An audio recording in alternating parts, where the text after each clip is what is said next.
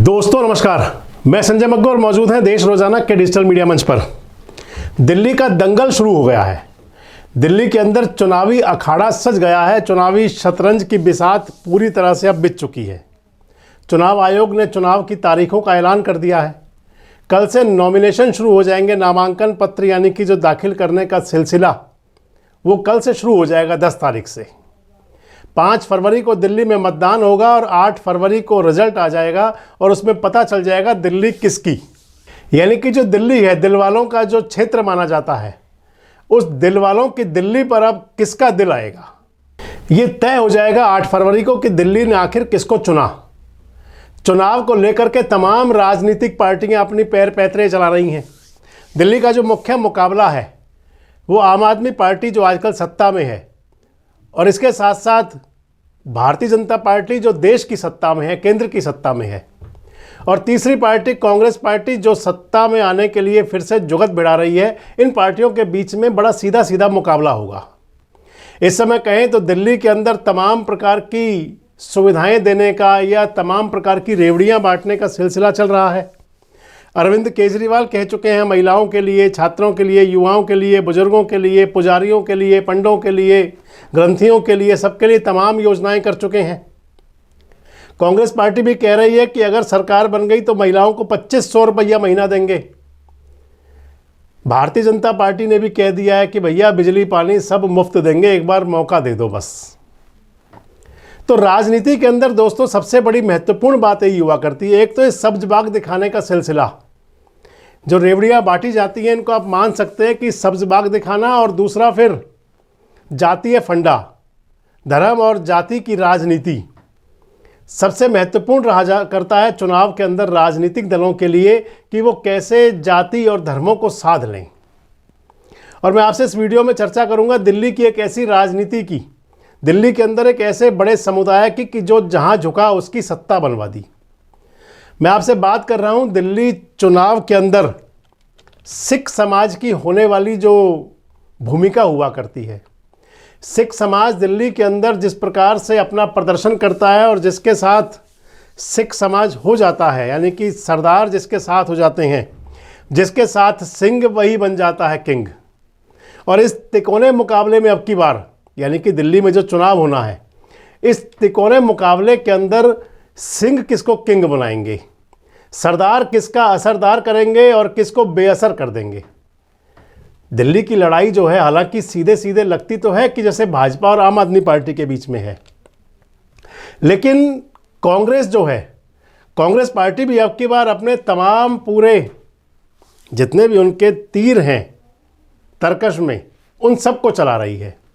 और अगर सिख वोटर्स की बात करें, सरदार समुदाय की बात करें, तो फिर सिख वोटर्स को अपनी तरफ करने के लिए भारतीय जनता पार्टी, आम आदमी पार्टी और कांग्रेस, इन तीनों के बीच में ज़बरदस्त जंग छिड़ी हुई है। तीनों पार्टियां ऐसा हैं कि जैसे वो सिख वोटर्स को अपने पाले में करने के लिए तमाम दाव खेल रही हैं, एक से कदम बढ़कर आगे एक। इस चुनाव के अंदर क्योंकि अभी हाल ही में सरदार मनमोहन सिंह का देहावसान हुआ, निधन हुआ, और सरदार मनमोहन सिंह को मुद्दा बनाया कांग्रेस पार्टी ने। कांग्रेस पार्टी ने कहा कि सरदार मनमोहन सिंह के स्मारक के लिए जो ज़मीन लेट हो रही है, और या फिर जो उनका अंतिम संस्कार हुआ निगम बोध घाट पर, उसको कांग्रेस पार्टी कह रही है कि सिख समाज का अपमान किया भारतीय जनता पार्टी ने। भारतीय जनता पार्टी की अपनी अलग दलील है।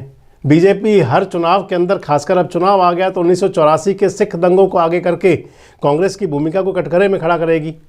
सिख वोटर्स को अपनी तरफ करने के लिए प्रधानमंत्री मोदी से लेकर गृह मंत्री अमित शाह यानी कि पूरी की पूरी भारतीय जनता पार्टी एक्शन में है।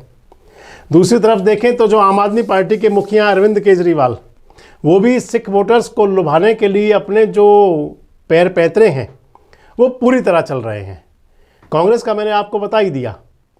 अगर मैं आपको बताऊं कि दिल्ली की राजनीति के अंदर जो खासकर चला करता है पंजाबी समाज और सिख समाज, इन दोनों को अगर जोड़ लिया जाए तो एक बड़ी ताकत बन जाती है। और इन दोनों को अपने पक्ष में करने के लिए, यानी कि जब मदन लाल खुराना का युग था तो वो अलग राजनीति थी। भारतीय जनता पार्टी एक बार, पिछली बार आपको ध्यान होगा कि लेकर के आ गए थे बीच में किरण बेदी जी को। और आज की अगर बात करें तो सिख मतदाताओं पर डोरे डालने के लिए जिस प्रकार का काम चल रहा है, आप उसमें माने तो पिछले दिनों गुरु गोविंद सिंह साहब का जो प्रकाश पर्व था, उस पर प्रधानमंत्री मोदी से लेकर के और देश के गृह मंत्री अमित शाह से लेकर के और तमाम राज्यों के मुख्यमंत्री सबने दिखाने का प्रयास किया कि हम सिख समाज के साथ हैं। अगर अरविंद केजरीवाल की पार्टी की बात करें, आम आदमी पार्टी की बात करें, तो फिर आम आदमी पार्टी ने ग्रंथियों के लिए जो योजना बनाई, पुजारियों और ग्रंथियों की, जिसके अंदर की 18,000 रुपये मासिक तनख्वाह। हालांकि इसके लिए अभी तक कोई किसी प्रकार का सर्वे का काम नहीं हुआ, कितने मंदिर हैं, कितने गुरुद्वारे हैं, कितने ट्रस्ट के हैं, कितने किससे जुड़े हुए हैं, कितने में किसके ग्रंथी हैं और पुजारी हैं, कुछ हुआ नहीं। लेकिन सिख समाज के लिए सबसे जो महत्वपूर्ण जो काम कर रहे हैं, या सिख समाज पर जो ज़्यादा नज़र है, वो आम आदमी पार्टी और भाजपा दोनों की बराबर है। मैं आपको बताता चलूं कि दिल्ली की 70 विधानसभा सीटों में लगभग 15 से 18 ऐसी सीटें हैं जहां पर सिख मतदाता निर्णायक भूमिका निभाते हैं। 1 दर्जन से ज़्यादा सीटें ऐसी हैं कि जहां पर सिख समाज का असर इस प्रकार का है कि वो किसी को भी विधायक बना दें। अगर दिल्ली की विधानसभा सीटों की बात करूं तो राजेंद्र नगर, राजौरी गार्डन, तिलक नगर, जनकपुरी, मोती नगर, शाहदरा, गांधीनगर, चांदनी चौक, जीके यानी कि ग्रेटर कैलाश, ये ऐसी सीटें हैं कि यहाँ पर सिख समाज और पंजाबी समाज, पंजाबी वोटर्स ये बहुत असरदार होते हैं। इसके अलावा पूर्वी दिल्ली की भी कई सीटों पर सिख वोटर्स की भूमिका जो है वो हार जीत में बदल देती है। एक समय था दिल्ली में जब सिख वोटों पर कांग्रेस का आधिपत्य हुआ करता था, सिख मतदाता कांग्रेस के साथ हुआ करते थे। 1984 के सिख दंगों के बाद में कांग्रेस का ये वोट बैंक जो था, खासकर सिख समाज का वोट बैंक, जो मैं आपको बता रहा था कि सिख समाज पर, सिख मतदाताओं पर पहले कांग्रेस का आधिपत्य था, लेकिन धीरे धीरे ये वोटर जो है कांग्रेस से छूट करके भारतीय जनता पार्टी की तरफ बढ़ा, अकाली दल की तरफ भी बढ़ा। इस सबके बावजूद भी कांग्रेस पार्टी ने सिख समाज के लोगों के बीच में कहीं ना कहीं ये संदेश देने का प्रयास किया कि भाई जिन लोगों की वजह से ये बात चली थी, हम उनको आगे ज़्यादा तवज्जो नहीं देंगे, उनको अपने साथ ज़्यादा जोड़ेंगे नहीं। इधर जब सरदार मनमोहन सिंह प्रधानमंत्री बन गए तो फिर सिख समाज के अंदर एक संदेश गया कि कांग्रेस पार्टी उनका बड़ा सम्मान करती है। और कुछ इसी की वानगी आप देख सकते हैं कि लगातार 15 साल तक कांग्रेस पार्टी ने फिर दिल्ली में राज भी किया। 1998 से लेकर के और 2013 तक कांग्रेस की सरकार रही। इस बीच में सरदार मनमोहन सिंह 2004 में प्रधानमंत्री बन गए देश पे। और यहाँ जब बात आ जाती है कि 2014 का जो चुनाव, 2013 का चुनाव जो हुआ, उस चुनाव के बाद में कहीं कहीं सिख समाज शिफ्ट हुआ कांग्रेस और बीजेपी दोनों को छोड़ करके आम आदमी पार्टी की तरफ। यानी कि सिख मतदाताओं को अरविंद केजरीवाल के अंदर तमाम वो गुण नज़र आने लगे। उन्हें लगा कि अरविंद केजरीवाल उनके लिए ज़्यादा बेहतरीन है। और आप माने, सिख समाज पर आम आदमी की पकड़ की बात है कि दिल्ली के साथ साथ पंजाब में भी आम आदमी पार्टी की सरकार बन गई। हालांकि आज की तारीख में भी देखें तो सिख वोटर्स का एक जो बड़ा वर्ग है, बड़ा गुट है, बड़ा एक जो तबका है, वो आज भी आम आदमी पार्टी के साथ है। शायद इसी कारण से जो फिलहाल भारतीय जनता पार्टी और कांग्रेस के कई नेता, पूर्व विधायक जो थे, वो आम आदमी पार्टी में शामिल हुए। शाहदरा से आम आदमी पार्टी के उम्मीदवार हैं जितेंद्र सिंह शंटी और सुरेंद्र पाल सिंह बिट्टू। इन दोनों को आप देखें तो ये दोनों सिख समाज की आम आदमी पार्टी के अंदर बढ़ती लोकप्रियता की बात हो सकती है। दिल्ली विधानसभा के अंदर इस समय जो विधायक हैं सिख समाज से, वो 2 हैं और दोनों आम आदमी पार्टी से हैं। तिलक नगर से जरनैल सिंह और चांदनी चौक से प्रहलाद सिंह साहनी। 2015 के चुनाव की बात करें तो आम आदमी पार्टी से 4 सिख विधायक जीत करके आए थे। और शायद इसी को ध्यान में रख के इस बार आम आदमी पार्टी ने कई सिख नेताओं को टिकट दिया है। दिल्ली में अगर सिख मतदाताओं की बात करें तो लगभग 10 लाख से ज़्यादा सिख मतदाता हैं। मैंने आपको बताया था कालकाजी, राजेंद्र नगर, राजौरी गार्डन, तिलक नगर, जनकपुरी, मोती नगर, शाहदरा, गांधीनगर, चांदनी चौक, ग्रेटर कैलाश, हरिनगर, इन सभी सीटों पर जो सिख समाज की संख्या है वो ठीक ठाक है। एक अच्छी संख्या में सिख समाज की वोट है।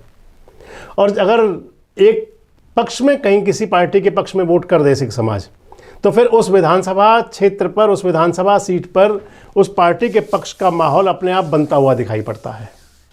क्योंकि इस समय खासकर अगर देखें तो किसान आंदोलन को लेकर के सिख समाज भारतीय जनता पार्टी से नाराज रहा है। जट सिख खासकर नाराज रहे हैं। और इधर अरोड़ा और जो खत्री सिख आ जाते हैं वो भी कहीं ना कहीं उनकी नाराज़गी कहीं ना कहीं भारतीय जनता पार्टी से आती रही है। आम आदमी पार्टी ने जो एक तुरुप का इक्का चला ग्रंथियों को तनख्वाह देने का, वो कितना कारगर होगा।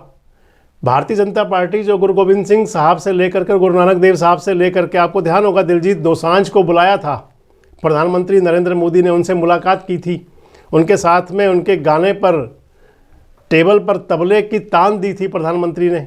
यानी कि मतदाताओं को अपनी तरफ आकर्षित करने के लिए, लुभाने के लिए, उनको ये दिखाने के लिए भाई हम आपके हैं, राजनीतिक दल सब कुछ कर रहे हैं।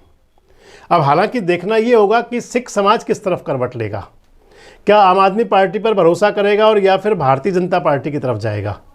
क्या सिख समाज कांग्रेस की तरफ भी मुड़ सकता है, नज़र रहेगी और चुनाव परिणाम बताएंगे कि आखिर चुनाव के दौरान कौन से समाज ने किसके लिए क्या किया और सिख समाज की क्या भूमिका रही। आपको क्या लगता है कि क्या अब की बार सिख समाज कौन सी नई भूमिका में आएगा? आम आदमी पार्टी, कांग्रेस या भाजपा किसको चुनेगा और किसको आईना दिखाएगा? हमारे साथ जुड़े रहने के लिए सब्सक्राइब करें देश रोजाना के YouTube चैनल को और नई वीडियो की नोटिफिकेशन पाने के लिए बेल आइकन जरूर दबाएं। अगर आप ये वीडियो Facebook या Instagram पर देख रहे हैं तो पेज को लाइक और फॉलो जरूर करें और ज्यादा से ज्यादा शेयर करें।